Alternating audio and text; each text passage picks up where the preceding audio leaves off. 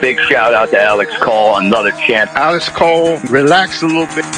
Get the fuck out of bed. We have episode 8 here of the column. It's going to be an absolute thrill of a podcast. I already had fun putting it together. Coll's debut segment. Another new segment, the Fighting Demons segment. Something that I'm just pissed off about. I tend to think I'm a happy man over headlines of the week. One of them, the top 5 athletes all time. State of New Jersey in the state of Pennsylvania. You don't want to stay for that. It just came out last night from Sports Illustrated, so it's a pretty big list. Stay right there.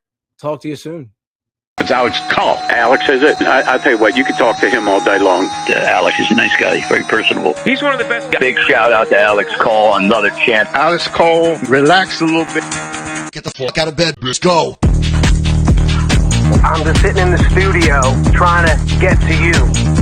Get up. They got no I believe in the space god. Gotta wake up. Gotta wake up, bitch. Get up. Get up. Get up. Rolling right into it, babe. Let's hit the fridge. We walk into the kitchen. We open up that fridge. I think we're pulling some people out of the freezer that haven't been pulled out. Definitely not on this show, but probably, in the minds of a lot of sports fans, overall sports fans in Philadelphia, and that's the 76ers. Getting themselves in the headlines at the 250th anniversary of this country. Really fitting, for the brand that they choose to roll along with. But guys, Sixers trade for Jaylen Brown. Probably the biggest Sixers trade. I want to say Moses. Long time ago. That was a long time ago. So Mike Gansey, he's doing what Daryl Morey failed to do in about 4 years, and he did that in a matter of a month, 3 weeks since being hired. We send out PG because the dude stunk over here. Thank you for the series, but his deal is also out the window. 1 year less than Jaylen Brown. That's why the Celtics did it. They also got a bunch of picks as we sent multiple first rounders and second rounders for Jaylen Brown.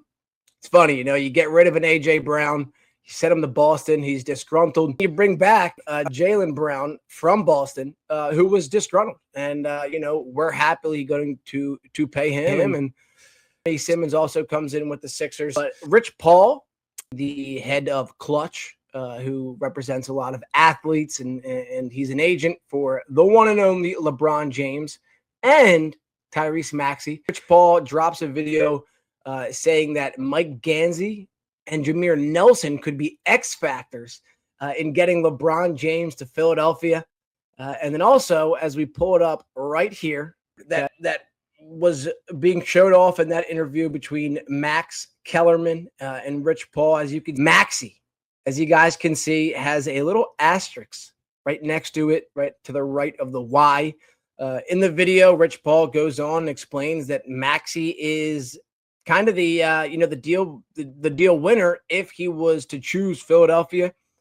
He loves Tyrese Maxey, loves the way he plays, and he's kind of like family with LeBron because of agency, Rich Paul, and Clutch Sports.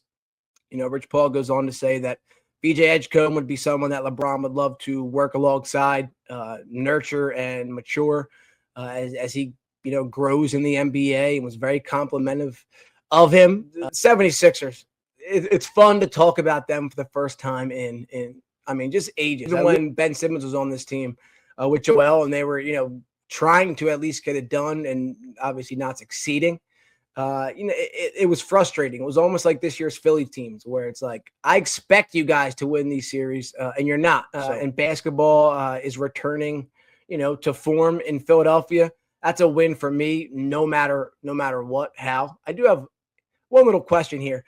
Rich Paul said that LeBron will go anywhere as long as there's an indoor and outdoor golfing nearby. The indoor part of that question is so confusing to me. I've seen one fully indoor full golf course in my life. I think it was in China in a video. I guess does the indoor golf mean like a simulator? Because in my head, any house LeBron buys, it probably comes with a simulator for like a $2.50 fee in that man's life. So The indoor golf part really confused me. Obviously, Philadelphia and New Jersey is known as one of the best outdoor golf locations in all of the country. And all the indoor golf thing, it kind of threw me for a loop. Like, just buy a simulator, or turn the 11th bathroom in your soon-to-be home, into a golf simulator. So, hey, LeBron, come join us. Flyers, leave them alone. Okay, I don't know. I'm kind of getting a weird vibe from the free agency so far with them. They're extending guys that I didn't think they would. Their draft pick was a huge reach for a big defenseman, Sokolovsky. Claude Giroux is the name I'm seeing hinted alongside them. That feels like the last guy that they need right now. And Briere came out and said, possible to take a step back next year. I don't think that's something that you want to say after you just filled that arena for the first time in a long time. The podcast had come out with the two exciting whites. I take pride sometime in that because I was myself a mildly exciting white on the football field. Cooper DeJean going to be playing a lot of safety. Vic Fangio came on the pod and the crew. He said that we lost your pal, your podcasting pal, at safety. So your corner days are likely numbered. And I kind of like that. I kind of like having Quignon on one side. You can always go fishing in the cheaper bin for 1-year deals on the opposite side. And then you really sturdy up that defensive back end in the safety room with Coop. And, I also think as an all-pro, he's an all-pro, Cooper DeJean. And it's kind of a weak position because it's that nickel thing that he got it for is only 15 or 15 of them that are even above average in the NFL. Not every team uses nickels as much as other teams. So I like him, getting a bit more pressure and a bit more time at safety so we could see what Coop can really do. Eagles, Flyers, putting them back in the freezer, defrosting the Sixers, like we said, and the Phillies, who, wow, I mean, at one point they would have been thrown into the garbage. We might not be getting paid, a few weeks, and we might need to feed ourselves. Okay, so thank goodness we didn't throw away those Phillies when they were 9-19, firing their manager. As hot as anybody in this city right now, other than soccer fans. Again, start tomorrow. Back up for 9 straight days of baseball with the Phillies on a road trip, Kansas City to Cincinnati. And then they're going to finish off in Detroit, against our buddy Kevin McGonigal, who might be leaving Detroit with the Phillies as we approach the All-Star game. We'll talk more about that a little bit later on. But again, 49-39. They are in second in the NL East, 2.5 games back from the Braves, which is exactly where you want to be around this time of the season. The Braves, having a hard time right now. They're still injured. They're gonna get guys back, but they're also going to add at the deadline. So you want to make sure you keep things close. Atlanta, 403 runs on the season. Phillies are only 9 back of the first place Braves right now in runs scored this year. 403 is Atlanta. 394 is Philadelphia. The Nationals are like second in the MLB behind the Dodgers. And, they can't seem to turn a lot of those runs into wins. But guys, great Phillies baseball right now. Again, 2.5 games behind the Braves in the NL East. Miami, hottest team in baseball since I think the last 2 months. They're 46-42. They're 5.5 games back too. So they're also in the running here, guys. Let's not discount Miami at all. We're used to them going on a bit of a run and then falling back to earth. Wild card is practically kind of ours to take right now. We are tied for the top spot with the Cubs. Not technically, the Cubs are a game ahead, 0.5 ahead of us at 49-38. The St. Louis Cardinals, guys, rebuilding year, not much money, and they are sitting in a wild card spot as well. But the Marlins and the Washington Nationals, 2 NL East partners, are right on the heels. Quick, let's go through the rest of the league. NL Central. Milwaukee is leading that by a few games, I think 5 games.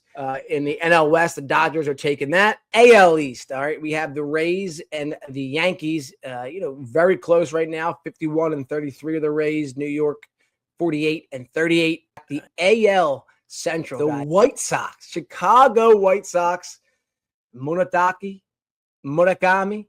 is, he's been hurt, but 45-41 as they lead the Central, probably for the first time in I don't know how many years. The Guardians are right on their heels. Actually, one more win than them, but one more loss as well. At AL West, Texas is with Seattle, in the first spot there, and Houston is second. Houston's also trying to take that wild card in the AL. With the Yankees, Cleveland, and Seattle. So there's your quick roundup in the MLB. But the Phillies offense since June 1st, and you guys know I love my runs scored per game. I think 5 of the last 6 World Series winners all averaged over 5 runs per game. Since June 1st, okay, so the last month and some change, runs per game, 5.8, 5th, top 5 in the MLB. Batting average, 268, 4th in the MLB. Home runs total, 45, which is 7th in the MLB. And OPS is 786 as a team in June. They're winning a lot of close games. They're holding the big leads they get. To break down a few more numbers here for you, Trey Turner in the month of June, batting 269, 700 OPS, and 23 runs scored. And it took a while this time. It took a long time. That's why I wanted to read out those numbers. They're not great. It's a big factor, especially with how the team is also turning around as he heats up. 700 OPS speaks for itself. The guy was in the 500s, I think, for most of the year. 23 runs. He's getting around the bases, and he's been hitting the shit out of the ball. A couple of home runs, big ones in the last few games. Brandon Marsh, 315 average, 950 OPS, 9 home runs, and 21 RBIs. That is top in the league. He's just simply been one of the best players in baseball since, say, the second half of last season. I don't count all of that year. He was still a platoon player at the time. Now that he's succeeding in not a platoon role and he's getting in there every day against the competition and still succeeding, that is amazing to me. Schwarber, 305 average, 975 OPS, 8 home runs, 16 RBIs. And Bryce Harper, 305 average, 995 OPS, 1,000 OPS, 7 home runs, 20 RBIs. Safe to say, Bryce Harper has closed the book. 08 OPS this season, 9th in the MLB. His XBH, his extra base hits value, is number 145. That's top 15. Okay. 409. Okay. Which is 7th best in all of baseball, AKA he's literally having the highest quality of at-bats and the highest quantity of hits that are quality in these at-bats. So Bryce Harper is just playing at an MVP level right now. I mean, the only people in front of Bryce at this moment, Yordan Alvarez, likely AL MVP winner, Juan Soto, obviously Hall of Famer, Ohtani, Aaron Judge, and Mike Trout, guys, all names that I'm sure Michael Jordan would like to be behind. Against pitches that are in the strike zone this season, he's hitting 738 expected slug, and he has a 465 WOBA, both best since 2021, the year he won the MVP. So when you put together these 3 guys, ready? Brandon Marsh, Kyle Schwarber, and Bryce Harper. Marsh, 9 home runs last month. Kyle, 8 home runs last month. Bryce, 7 home runs last month. Bryce, 20 RBIs. Marsh, 20 RBIs. Kyle, 16 RBIs. Even Bryson Stott batting 290, 790 OPS, and with 14 RBIs. That's an amazing baseball team. And the pitching, sure, it hasn't helped, but they're winning because of this, because of the offense that they're turning into. And when Bryce succeeds and Kyle's also hot together, you can be a really good team. But when you have guys like Stott batting 287 with 14 RBIs, again, Marsh being one of the best players in the league at this point, Trey Turner, have a great month of June. That is what makes it a really good over-the-top baseball team like the Dodgers. It's not like the Phillies don't have the names. It's not like you didn't pay, for the talent. You did. And this is what it looks like when everyone starts playing baseball the way they've always played baseball, like the back of their baseball cards, as people say. If they can stay hot like this and continue performing like this is a team that I take going to the World Series or losing to the Dodgers to get in there, but second best team with the Brewers in the NL behind the Dodgers. So we have such a really fun, next few segments. 2 of them are brand new. so we can, we can dabble. Hey, we'll move forward. All right. Stay right there to the brand new segment called Coll's Calls, guys. Coll's Calls. I've been waiting to use this tagline for a very long time. What we're buying and selling on the market in Philadelphia, it can be players, it can be brands, teams, anything. That's a noun pretty much. Let's go with the buys. Who are we buying right now? The 76ers is the easy get off the board first. I can't imagine the jersey sales with the new black or new, but retro black, Iverson era 76ers jerseys and the names that could possibly be on this team and already on this team with Jaylen Brown. Jersey sales and overall attendance for the 76ers. I bet you season ticket holders are going crazy right now, and they're re-upping those tickets that they probably didn't know if they were gonna do after the season ended. All right, buying the 76ers and the black jerseys and everything going on over at the Exmo Center. We're buying. We just talked about it. The Phillies bats. I like a good team, World Series winning team. It should be 5 runs. The Phillies, they're doing that in the month of June. 5.8. You got your stars hitting. Trey Turner, good month. Kyle Schwarber, good month. Bryce Harper, good month. And then you got your projects performing well above how they usually perform. So Phillies bats for the first time, again, like the Sixers in forever.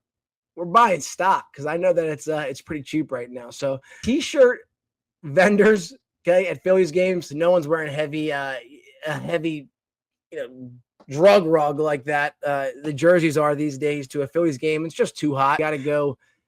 I'm buying stock of the guys that sell water bottles in the middle of the street when you're driving throughout Philadelphia and West Philly, South Philly. Doesn't matter where you are. There's always going to be a guy at some light with a cooler selling water bottles. And that dude's, income is 10xing right now. 10xing. He's going home to wherever he lives in his mansion, way bigger than the house that I'm in probably. He's done it every day in the rain, in the freezing cold, traffic, light traffic, waiting for today.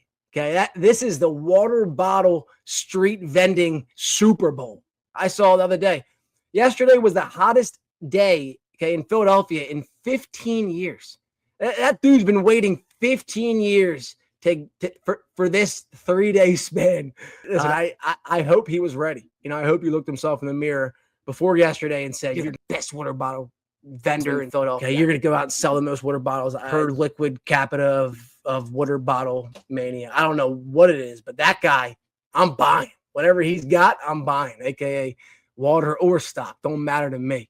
Okay. Up next, North America, Mexico, Canada, and USA forward in the round of 32.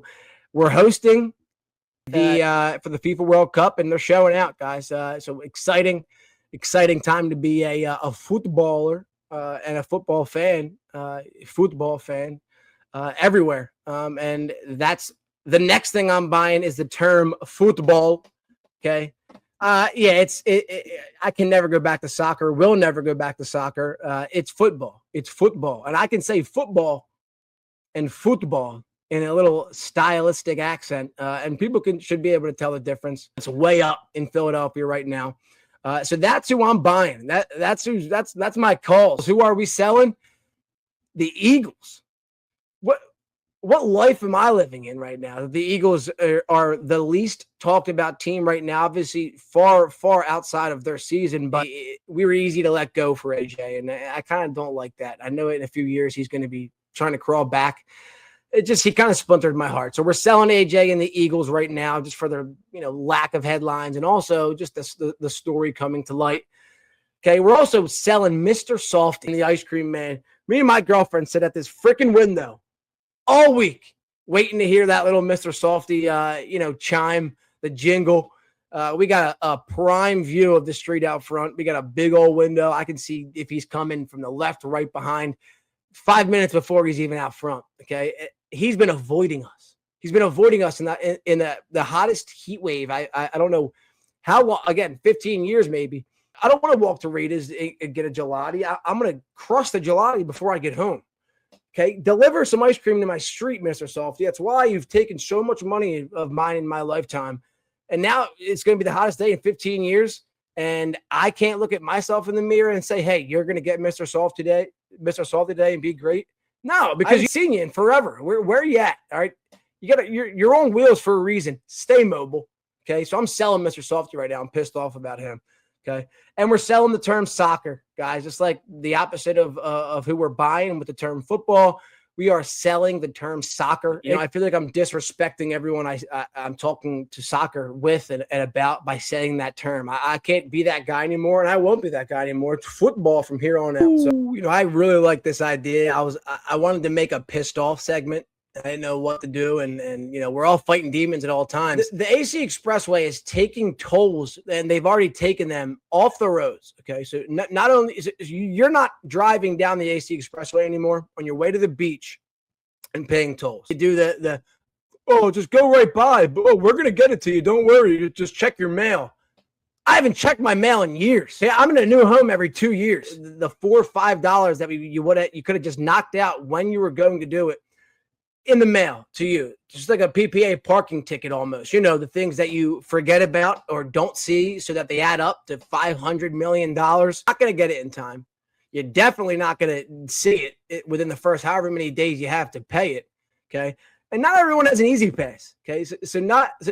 Yes, on the way down to the shore, okay, it's going to be a nice, easy drive. But in about 3 months, you're going to forget that $4.50 toll, and it's going to be $999, and you're going to have to pay it. And you know what they're doing to the drivers that don't pay it? They are pulling them over on the AC Expressway while driving for not paying tolls, even though the tolls have literally been ripped out of the ground on the streets.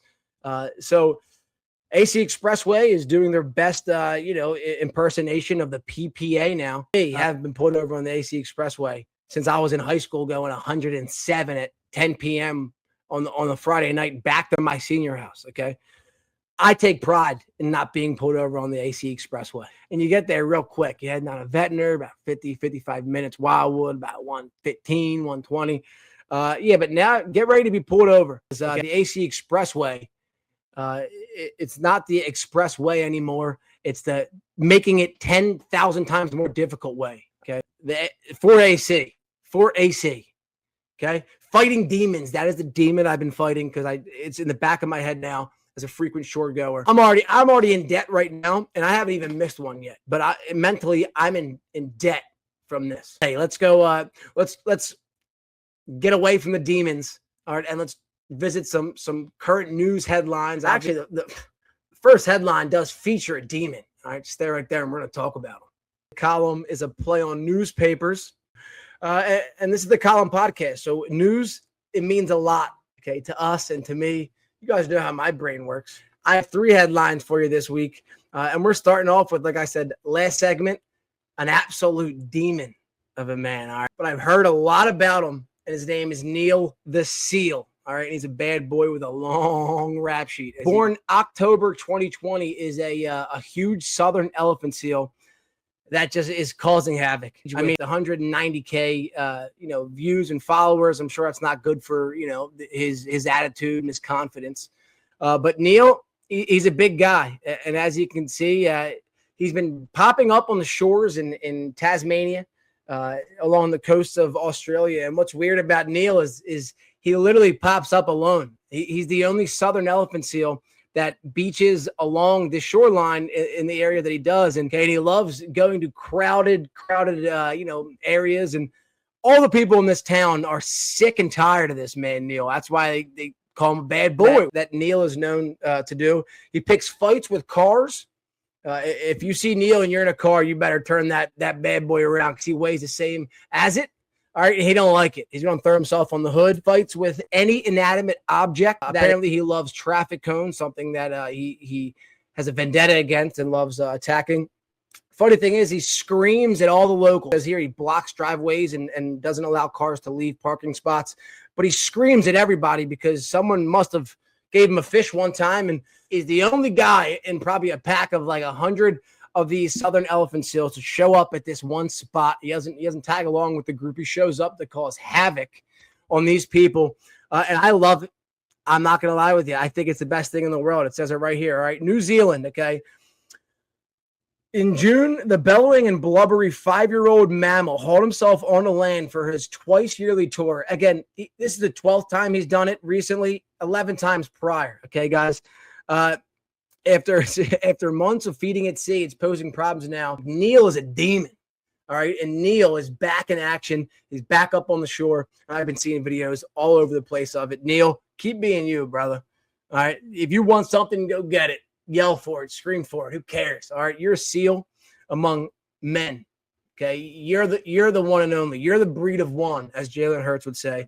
Continue doing what you do best. All right, eating fish and using that body. All right, and that weight that you got on you. All right, number 2. All right, headlines of the week. Thank you, Neil, for popping into the column. Very exciting. Loved it. We move forward, and Neil's back. And everyone in California, run. Earthquake researchers are finding out that, we're well overdue for a major earthquake over, on the West Coast, over near Cali. Looks like it's getting a little bit serious here. Okay? The highest level seen in the past 1,000 years of tectonic stress in the plates over in that area. It's been a long time since the big earthquake that happens along the faults over at the Cajun Pass, like it says on the screen in front of me. They call it the earthquake gate. All right. And it's been, I think it's 1857. The last major earthquake to impact the Los Angeles region was magnitude 7.9. Okay. Fort de Jean earthquake in 1857. Since then, though, the stress has continued to build along these fault lines and segments, creating an unusually long, quiet period that researchers have been increasingly viewing as a cause for concern. If you're in California, any day, all right, a 7.9 magnitude earthquake could hit you. I mean, it would literally turn Los Angeles, an 8.0 magnitude earthquake would turn Los Angeles into nothing. And if I'm living over there, I'm not risking that. That's something that Americans are not ready to jump into, just to jump into action and save themselves from. Okay, LA probably won't be here in a couple years, but hey, I don't care because I don't live down there. But if you do and you're a West Coast frequent flyer, don't walk on the ground over there. Just throw something on the back, fly around, or just stay hovering. All right, hashtag stay hovering. All right, as we move forward to our last and our final headline of the week. Sports Illustrated did a ranking, okay, of the top 5 all-time athletes in every state. 5 lists for Pennsylvania and New Jersey, okay? So we're going to start off here with PA, the top 5 Sports Illustrated ranked of all time, as I have one of these blocking it. Wilt Chamberlain at number 1. I think that's an easy yeah. I thought that these days people would probably want to put Montana up there, but when you see the other names, pretty impressive. Arnold Palmer, I had no idea he was a PA guy.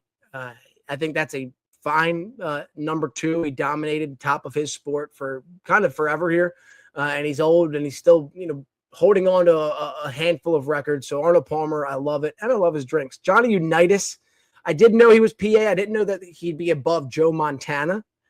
That threw me for a loop right there, the Unitas Montana. But I guess, Unitas was in a more early period of the NFL where it was a little bit harder for New Day fans to understand. And then at 5, Kobe Bryant, can't miss. I thought that was a great one. There's obviously a ton more that could be talked about. But I like this list a lot. I think this can go rival probably any state. I mean, Joe Montana at 4 is one of the most common names in all of the country. So PA, that's what we're working with. I think Wilt is Overbrook area. Kobe is Lower Merion, which is more main line. It's not necessarily Philadelphia, but it is. He's probably spent a lot of time in Philly, but also obviously moved other places. So not really any Philadelphia guys other than Wilt Chamberlain on this Pennsylvania list, but Kobe Bryant, his dad Bean probably was very, very in touch in the Philadelphia area from what I hear. So, yeah, I love the list for PA, and I'm taking us over anybody. New Jersey, all right? New Jersey, F the AC Expressway. But, hey, Number 1, Carl Lewis, baby. Hey, nothing's as cool as Carl Lewis. Okay. 2, Rick Barry, obviously at a pivotal time with the ABA, the NBA. Mike Trout comes in at number 3.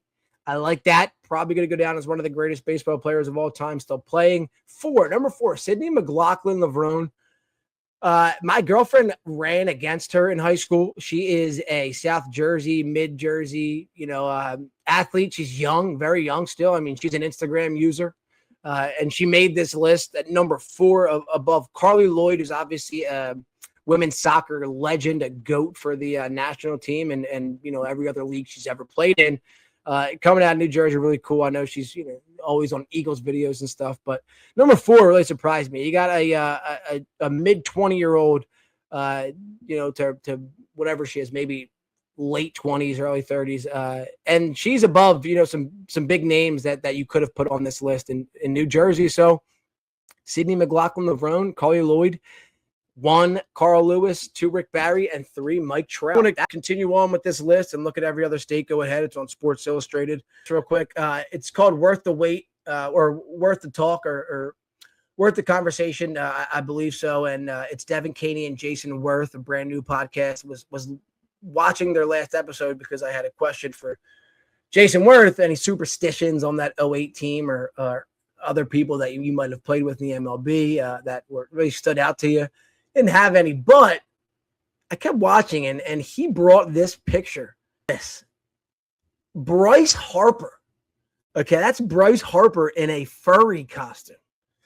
And I believe he went on to explain that back then you didn't have many team parties, stuff like that, but the Nationals said, yeah, let's have a Halloween costume. Let's do a Halloween party. And they're messing around, Jason and Bryce. Bryce obviously loves Jason Worth, is a big role model when he got to Washington. And as they're going through what they want to be, they had to be Game of Thrones characters. And Bryce went up to Jason Worth, and it was seniority gets to pick, who you are. So all the good guys are gone. Bryce Harper walks up and goes over to Jason Worth and goes, yo, I'm going to be Ghost. I'm going to be Ghost, as in, like, if you watch Game of Thrones, Ghost is the dire wolf in the Stark family, in the Stark regime. And that is what Bryce showed up looking like at the party. I don't think this picture has ever blessed us and blessed social media, but that's Bryce Harper in a he's supposed to be Ghost, but it looks more like a bunny costume with makeup on. And Bryce, along with Hugh Douglas and other people, is a part of the furry community, and you just found that out here on the column. So, hey, that's our headlines, the news headlines. I think that A+ again, and we're almost finished this podcast. Let's wrap it up real quick. Stay right there, guys. Happy to have gotten this episode out. So thank you again for listening. Please follow us and subscribe on Spotify and YouTube. At The Column with Alex Coll on Spotify and YouTube. But Instagram, it's at The Column. Twitter and X is at The Column Pod. And, of course, my own Twitter, at Alex Coll. Opened the fridge, defrosted the 76ers. We did Coll's calls. We're buying and selling. We fought our demons on the AC Expressway. Top 5 New Jersey and PA all-time athletes. Headlines. We knocked it all out, guys. The last thing to do here, is tease next episode. Next episode, we will be having a guest, Nate Furman. He is a Major League Baseball player currently playing for the San Francisco Giants in the minor leagues. He had a great spring training and just smacked the home run last night. The kid is a stud, and I played with him in high school. And we're going to be bringing him on to The Column. Okay, and then our guest after that is going to be someone that spends a lot of the time in Philadelphia on foot, taking pictures and kind of blogging about our great city. So give us a follow. Thank you for listening. See you next week on The Column.